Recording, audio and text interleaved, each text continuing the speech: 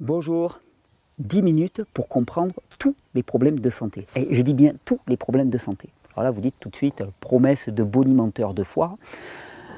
Je ne crois pas. Je ne crois pas et je vais vous expliquer pourquoi. Parce qu'on va toucher au principe du vivant. D'ailleurs, comme jamais on a touché dans ces vidéos, si vous les suivez régulièrement, on va toucher au principe du vivant. Et l'avantage, c'est que quand on se base sur des principes, eh bien, ces principes sont universels. Ils sont propres à tout le monde. Ce n'est pas la maladie de un tel ou la maladie de un tel avec l'expression qui lui est propre. Ce sont des principes qui valent pour tous. Et à partir de ces principes, qui sont simples à expliquer, donc simple à comprendre et simple à utiliser, à mettre en application, et bien à partir de ces principes, on va pouvoir décrire la situation de tout le monde. De toi qui regardes cette vidéo, tu vas rentrer dans cette case parce qu'on parle des principes. Alors, on ne va pas perdre de temps, 10 minutes c'est extrêmement court. Avant je le faisais à une demi-heure, maintenant 10 minutes, et puis d'une façon tout à fait nouvelle, tu vas voir, ça vaut le coup. Alors, l'une des caractéristiques du vivant, c'est l'adaptation. C'est même l'une des marques de fabrique du vivant. Quand tu es vivant, tu t'adaptes. L'adaptation, c'est la capacité à survivre dans un environnement qui n'est pas exactement, idéalement pensé pour toi. Cette adaptation, elle s'appuie sur différents systèmes du corps. On va parler principalement du système nerveux, du système hormonal et des ressources nutritives, des éléments que le corps va pouvoir puiser pour permettre le fonctionnement de ses organes et donc l'adaptation. Je pense vitamines, minéraux, antioxydants, on parle de micronutriments. Ces trois systèmes fonctionnent ensemble. Quelque part, quand il y a une nécessité de s'adapter, souvent le système nerveux envoie l'impulsion première, le système hormonal prend le relais et organise tout ça et donne des informations aux organes qui vont venir puiser les éléments nutritifs du corps pour permettre l'adaptation. Alors, quand tu nais, quand tu es jeune, en théorie, tu as une capacité adaptative qui est maximale. C'est de moins en moins vrai actuellement. Il y a de plus en plus d'enfants qui vivent avec des capacités adaptatives qui sont relativement faibles. Mais enfin, ta capacité adaptative est maximale pour toi-même, pour l'individu que tu es, en théorie en tout cas. Et tu as un mode de vie qui n'est pas idéal. Alors, on va représenter cette capacité adaptative comme une espèce de zone qu'on va avoir de part et d'autre d'un point milieu. Ce point milieu, c'est l'endroit où il y a zéro adaptation. C'est les conditions idéales pour toi. Tout est parfait. L'alimentation que tu manges est parfaite. Tu as parfaitement le temps de sommeil dont tu as besoin. L'environnement que tu vois, dans lequel tu baignes tous les jours est parfait. Ton mari ou ta femme sont parfaits. Tes enfants sont parfaits. Ton chien est parfait. Ta bagnole fonctionne au top. C'est exactement celle que tu attendais. Tout est nickel. Zéro adaptation. Alors bon, je blague, ça n'existe pas, vous êtes d'accord. Mais en fait, ça nous donne un point de repère. Et de part et d'autre de ce point de repère, eh bien, on va avoir la capacité adaptative de l'individu. C'est un peu comme l'allonge que pourrait avoir une voiture qui va pouvoir monter à 8000 ou à 10 000 ou à 12 000 ou à 14 000 tours pour certains moteurs. J'ai 18 000 tours même pour certains moteurs. Et plus tu as d'allonge, plus tu dois pouvoir t'adapter à des situations qui divergent de l'idéal pour toi. Donc quand tu es jeune, normalement, tu as une capacité adaptative qui est maximale. Et puis tu as un mode de vie qui n'est pas idéal. En plus, comme tu as une capacité adaptative qui est maximale, tu vas pouvoir te permettre d'avoir un mode de vie qui est bien éloigné de l'idéal sans trop t'en rendre compte. Parce que tant que tu es dans les limites de ta capacité adaptative, eh bien, ton corps ne souffre pas. Il travaille au quotidien, il turbine comme on dit. Mais par contre, il n'y a pas de manifestation symptomatique, ce qu'on appelle traditionnellement les maladies. Alors même, tu regardes les personnes un peu plus âgées qui te disent « attention à ce que tu manges, fais attention, prends un peu plus de fruits, de légumes, dors un peu plus, fais gaffe de ne pas te surentraîner et tout ». Tu les regardes, tu dis « ah, mais moi j'ai la caisse, je peux encaisser ce que je veux. Toi tu es un vieux, tu es fatigué, mais moi ça m'arrivera jamais. Non, moi je peux ». Bah ouais, tu peux, parce que tu es toujours dans tes capacités adaptatives. Le problème, c'est que au quotidien, tu sollicites énormément ton système adaptatif, ton système nerveux, ton système endocrinien. Tu pompes énormément de ressources de ton corps. Donc, au final, ta capacité adaptative, à force d'être sollicitée sans avoir de temps pour se restaurer, elle va commencer à se diminuer. Et puis ta plage adaptative, si on peut l'appeler comme ça, elle va se restreindre. Tu ne changes rien à ton mode de vie. Elle va se restreindre, elle va se restreindre, elle va se restreindre. Et un jour, ton mode de vie ne se trouve plus dans ta plage adaptative. Alors là, ça craint. Oui, ça craint parce que tu vas commencer à avoir des manifestations de cette suradaptation. C'est-à-dire que ton corps ne peut plus donner la réponse aux conditions que tu lui imposes au quotidien. Et là, va apparaître des symptômes. Les symptômes, ce sont toutes ces douleurs, ces manifestations, ces problèmes organiques qui signalent simplement que le corps n'arrive plus à s'adapter. Tant qu'il s'adapte, eh bien, il n'y a pas de problème. tant qu'il s'adapte, il puise dans les ressources pour préserver la vie. Quand il ne peut plus s'adapter parce que ton mode de vie est au-delà de sa capacité adaptative, eh bien, à ce moment-là, il ne peut plus préserver ses fonctions et tu commences à avoir des manifestations de douleur. Alors là, il y a deux possibilités. La première, c'est que bon, tu es né dans une culture, tu souscris au modèle symptomatique qui est le modèle de la médecine actuelle et donc tu vas voir un spécialiste de la symptomatique pour lui demander des produits qui vont permettre de supprimer les symptômes, c'est-à-dire supprimer les manifestations du fait que tu es en suradaptation. Alors tu es d'accord avec moi, ça ne va rien arranger.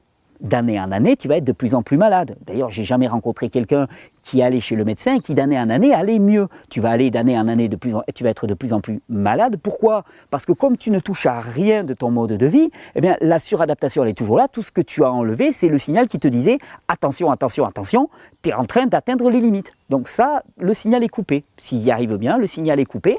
Et donc à ce moment-là, tu vas pas mieux. Tu vas pas mieux, sauf que tu n'as pas de symptômes. Alors, tu fais ça une fois, deux fois, trois fois, et puis tu te rends compte quand même qu'au final, ça ne marche pas. Peut-être que tu comprends. Et là, un soir, tu tombes sur une vidéo d'un gourou de secte sur Internet, par exemple. On t'avait pourtant prévenu, mais bon, là, tu te dis, je vais quand même écouter ce que me dit le gars. Puis tu te dis, finalement, il n'a pas l'air si farfelu que ça. Je vais essayer. Et qu'est-ce que tu fais? Tu réformes ton mode de vie. Quand tu réformes ton mode de vie, tu prends tes conditions de vie et tu les ramènes beaucoup plus vers l'idéal. Sans être l'idéal, mais tu les ramènes beaucoup plus vers l'idéal. Et donc, ce faisant, il y a toutes les chances que tu les ramènes dans les limites de ta capacité adaptative. Alors à ce moment-là, les symptômes commencent à se résorber. Bon, il faut le temps que les organes se restructurent, se renourrissent, se reconstruisent, mais ça se fait naturellement, c'est le propre du vivant. Et donc, tu vas de mieux en mieux. Vous êtes des dizaines de milliers à pouvoir témoigner qu'en changeant votre alimentation, votre rythme de vie, vos conditions de vie, en isolant dans votre vie les facteurs qui demandaient le plus d'adaptation et en faisant d'autres choix, en choisissant la vie, eh bien, vous allez beaucoup mieux. Et ça, c'est ce que j'appellerais la régénération 1.0, la régénération de papa, si tu veux. Hein. Et c'est très bien. C'est très très bien. Par contre, il y a un inconvénient. L'inconvénient, c'est que tu as un régime qui est le tien, un régime alimentaire, un mode de vie, qui peut se trouver être une prison dorée. Et oui, parce que le problème, c'est que, bien sûr, en ramenant ton mode de vie dans les limites de ta capacité adaptative, il n'y a plus de souffrance. Il n'y a plus de souffrance organique, tu vas beaucoup mieux, tu n'es plus malade ou de moins en moins malade. Mais par contre, tu n'as pas touché à ta capacité adaptative. Ça veut dire que chaque fois que tu ne contrôles pas tout dans ta vie, il y a des événements qui peuvent arriver, mais chaque fois qu'il va y avoir un événement qui va te demander de dépasser ta capacité adaptative, à ce moment-là, c'est la cata. Tu te fais inviter chez quelqu'un et tu n'as pas exactement l'alimentation à laquelle tu as l'habitude de consommer et qui est parfaite pour toi, bim, cata. D'un seul coup, pendant 2 nuits, tu ne dors pas tout en dessous, bim, catastrophe. D'un seul coup, tu as un événement extrêmement stressant qui arrive dans ton environnement, bim, catastrophe. Et oui, parce que le problème, c'est que quelque part, tu t'es bâti un espace protégé, mais cet espace protégé, il est relativement limitatif. Alors, ce que j'appelle maintenant de plus en plus la régénération 2.0, ça va consister à pousser les murs. C'est-à-dire, ok, dans un premier temps, on se replace dans les limites de notre capacité adaptative. Premièrement, pour permettre de voir comment fonctionne le vivant. Deuxièmement, pour offrir un temps de repos à l'organisme. Et ce repos lui-même va doucement permettre que la capacité adaptative s'améliore, s'élargisse, mais tellement doucement. Ça, c'est une bonne phase, mais il ne faut pas rester prisonnier de cet état.